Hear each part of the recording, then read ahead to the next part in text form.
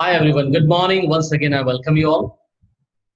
મિત્રો આજે unit number 10 અને એમાં રીડ 3 ની આજે ચર્ચા કરવાની છે.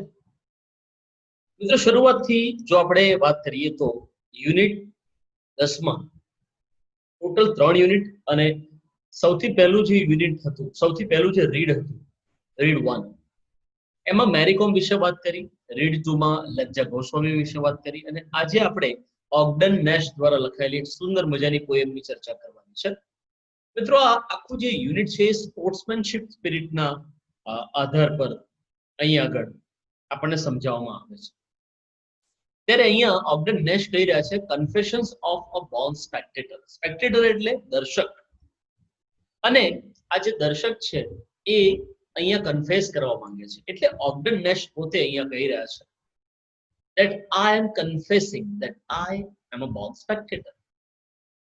જોઈએ મિત્રો અહીંયા આ જે પોએમ છે એને ખૂબ જ શોર્ટમાં આ પોએમના માત્ર 4 જ સ્ટન્ઝા આપવામાં આવ્યા છે, પરંતુ જે તે પણ ટેક્સ્ટબુકમાં આપ્યું છે એ આપણે સમજીશું.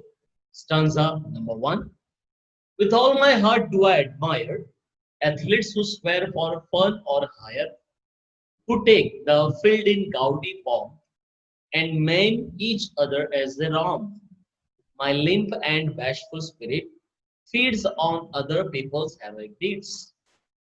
મિત્રો ફર્સ્ટ સ્ટાન્ઝામાં ઓગ્ડન નેશ આપણને સમજાવે છે કે હું હૃદયના ઊંડાણપૂર્વક એવા બધા જ એથ્લેટ્સ ની પ્રશંસા કરું છું કે જે ખરેખર મહેનત કરે છે, પરસેવો પાડે છે અને સ્ટેન્ડ પર બેઠેલા દરેકે દરેક વ્યક્તિને, જેટલા પણ દર્શકો છે બધાને ફન પૂરું પાડે છે.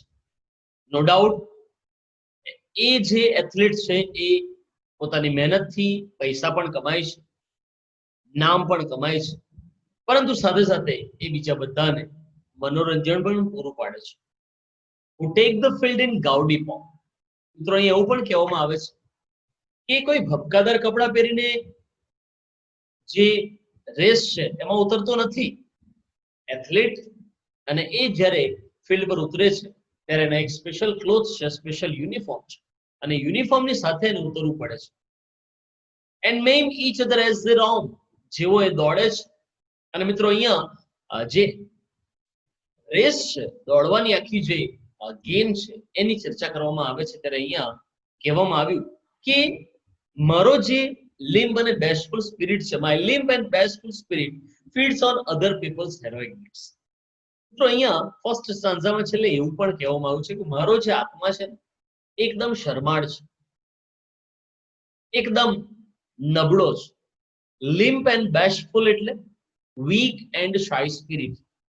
એટલે ઓગ્ડન નેશ અહીંયા આગળ કબૂલ કરી રહ્યા છે, કન્ફેસ કરી રહ્યા છે કે હા, મારી પાસે એ જીગર નથી કે જે એથ્લેટ એક સ્પોર્ટ્સમેન પાસે હોય છે, એક સ્પોર્ટ્સ પર્સન પાસે જે આત્મા હોય છે, સ્પોર્ટ્સમેન સ્પિરિટનો આત્મા, કાં તો લિમ્પ અને બેશફુલ સ્પિરિટ, મારો જે સ્પિરિટ છે એ એકદમ વીક અને એકદમ શાય સ્પિરિટ છે, એકદમ નબળો અને એકદમ શરમાળ સ્પિરિટ છે. એટલે હું એ સ્પિરિટની સાથે હું આગળ નથી વધી શકતો. હું જેવો છું એવો મારી જાતને એક્સેપ્ટ કરું છું અને યસ, અત્યારે તમારી સમક્ષ કબૂલ કરી રહ્યો છું that yes, my limp and bashful spirit always feeds on other people's heroic deeds. ઘણા એવા લોકો કે જે બહાદુરી પૂર્વકના કાર્યો કરે છે અને એ બહાદુરી પૂર્વકના કાર્યો કરનારા બધા જ લોકો ની હું વાહવા કરું છું, પ્રશંસા કરું છું, પરંતુ હું એમની સાથે ક્યારે સ્પર્ધામાં ના ઉતરી શકું. ત્યારે મિત્રો અહીંયા ઓગ્ડન નેશ બીજા સ્ટાન્ઝામાં કહે છે now A runs 90 yards to score, B knocks the champion to the floor, C risking vertebrae and spine lashes his steed across the line. You would think my ego it would please me to swap positions with one of these. મિત્રો અહીંયા ઓગ્ડન નેશ second સ્ટાન્ઝામાં આપણને જણાવી રહ્યા છે કે એ નામનો ખેલાડી એ 90 score કરે છે, બી નામનો ખેલાડી કોઈ એક ચેમ્પિયનને ફ્લોર પર પણ પછાડે છે, અને સી નામનો જે ખેલાડી છે એ પોતાની જે કરોડરજ્જુ છે, સ્પાઇન છે, એને રિસ્કમાં મૂકીને પણ એ પેલી ગેમમાં જે એનો પોતાનો સ્પિરિટ છે એની સાથે એ ગેમમાં ઉતરે છે. મિત્રો અહીંયા ઓગ્ડનેશ એવું પણ કહેવા માંગે છે કે સ્પોર્ટ્સ પર્સનની પાસે જીગર હોય છે, તાકાત હોય છે, હિંમત હોય છે, જે ઓગ્ડનેશ કહી રહ્યા છે મારી પાસે નથી. લેસેસ સ્ટેડ અક્રોસ ધ લાઇન. અહીંયા એવું પણ કહેવામાં આવ્યું છે કે એક જોકી છે એ પોતાના ઘોડાને ચાબુક મારે છે ને છેક આગળ સુધી લઈ જવાનો પ્રયત્ન કરે છે, છેક લાઈન સુધી, જે ડેડલાઇન છે, વિનિંગ લાઈન છે ત્યાં સુધી. You would think my ego would please me. તમને એવું લાગે છે કે મારું જે ઈગો છે, મારો અહમ છે, મારો અભિમાન છે, મને ખુશી આપશે to swap positions with one of these. હું તું નથી અને તું હું નથી. એનો અર્થ એ કે એક એથ્લીટ કાં તો એક સ્પોર્ટ્સ પર્સનને ઓગ્ડનેશ કહી રહ્યા છે કે હું તારા જેવો નથી ને તું મારા જેવો નથી. આપણે બંને એકબીજાની સાથે આપણી પોઝિશન ચેન્જ નથી કરી શકતા. ત્યારે ઓગ્ડનેશ આગળ આપણને થર્ડ સ્ટાન્ઝામાં કહે છે, well ego might be pleased enough. Ego કદાચ આપણને ખુશી આપી શકે, but jealous athletes play so rough. પરંતુ એક ઉત્સાહી જે એથ્લીટ છે ને, એ જ્યારે રમે છે ત્યારે એ રફલી રમે છે. એને વાગે છે, એને દર્દ થાય છે, દુઃખ થાય છે, એ કંઈ પણ વસ્તુ એ ફીલ નથી કરી શકતો, માત્ર એ રફલી રમતો રહે છે. They do not ever in their dealings consider one another's feelings. એ હંમેશા પોતાની ડીલિંગ્સમાં રહેતા હોય છે, નહીં કે એમની ફિલિંગ્સમાં. એ લોકો લાગણીવશ નથી થઈ જતા, પરંતુ એ ડીલ કરે છે કે તું મારો પ્રતિસ્પર્ધી છું અને હું તારો પ્રતિસ્પર્ધી છું. અને મિત્રો આમ કરીને કોમ્પિટિશનમાં ઉતરે છે. I am glad that when my struggle begins, twixt prudence and ego, prudence wins.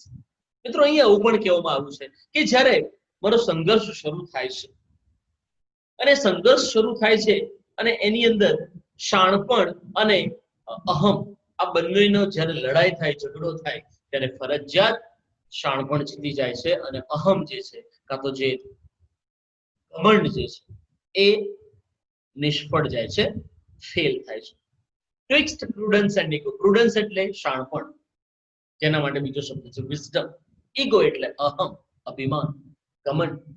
તો શાણપણ અને અહમ અભિમાનની લડાઈમાં ઘમંડ જે છે એ ચકનાચૂર થઈ જાય છે અને શાણપણ જીતી જાય છે.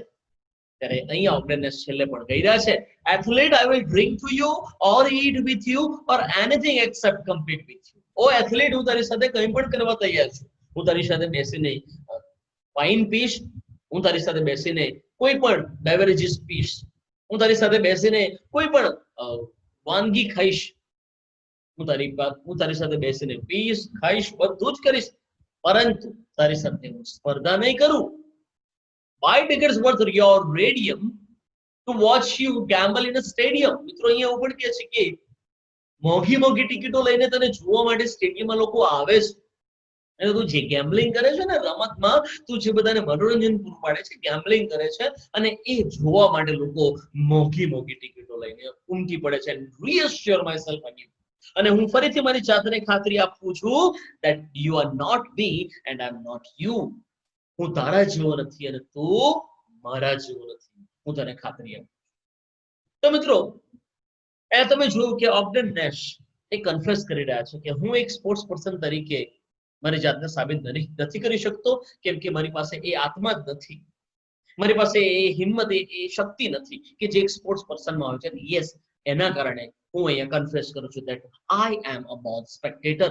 હું તો માત્ર દર્શક છું જે સ્ટેન્ડમાં બેસીને તાલી પાડે છે અને જે એથ્લીટ છે, જે પ્લેયર છે, એની વાહવા કરે છે. પણ હું ફિલ્ડમાં ઉતરીને, હું રિંગમાં ઉતરીને લડી શકતો નથી, જીતી શકતો નથી, હું ત્યાં આગળ ફાઇટ આપી શકતો નથી. અને આવી રીતે મિત્રો અહીંયા ઓગ્ડનેશ કન્ફેસ કરે છે. ત્યારે મિત્રો યુનિટ 10 નું third read, confessions of a born spectator written by Ogden Nash, અહીંયા આગળ સમાપ્ત થાય છે.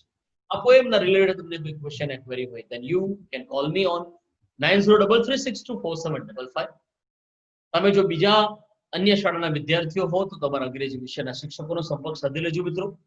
આ વિડિયો લેક્ચરની સમાપ્ત કરીએ છીએ. ત્યાં સુધી good bye. Thank you very much for being here.